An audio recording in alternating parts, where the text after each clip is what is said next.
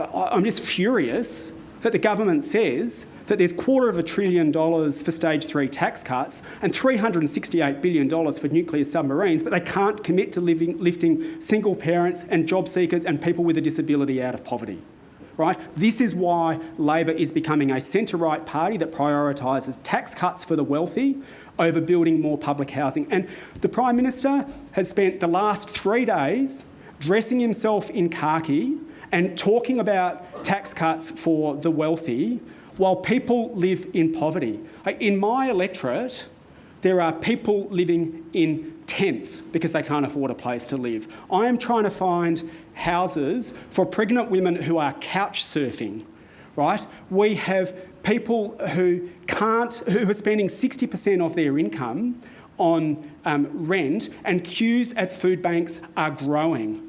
And meanwhile, the Prime Minister goes and talks about missiles. I want to hear less talk from the Prime Minister about missiles and more about funding a rent freeze and lifting people out of poverty. Because in a wealthy country like ours, where Labor can afford $250 billion to give Clive Palmer and Gina Rinehart a tax cut, it makes me incredibly angry that they're leaving people in poverty and then tinkering around the edges and saying maybe we'll raise income support by a little bit. No, I want to hear less talk about missiles and more talk about fixing the rental and housing crisis by putting a rent freeze on and building an adequate number of public housing so that everyone in this wealthy country of ours has a place to live. We want the Prime Minister to treat the rental crisis with the same degree of urgency that he did with rising power bills. Yes, it will take working together with the states, but that's what National Cabinet is for. And if the Prime Minister can do it with power bills, then he can do it with rent as well. Now, as an incentive to get the states on board, the federal government has a lot of power. And that's why we're saying offer the states some extra money on the condition that they freeze rents so that the states can then go and build or buy some extra properties to deal with the rental crisis right now, and everyone will win out of it. So there's a pathway to make it happen, but that's what National Cabinet's for. And if Labor, it's wall-to-wall Labor governments on the mainland at the moment. They can't wash their hands of the rental crisis anymore. That's what National Cabinet is for. And if Labor doesn't act, it's only because they don't want to act.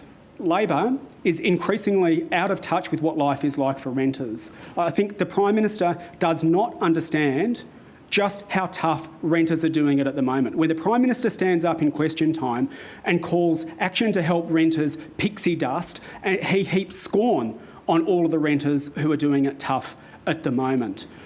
The government does not understand that queues at food banks are growing. People are spending 60% of their income in rent. People are being forced to live out of their cars. And to dismiss all solutions to fix that and call it pixie dust is not only the height of arrogance, it's a government that doesn't understand the scale of the crisis and what is needed to fix it. People are doing it tough right now.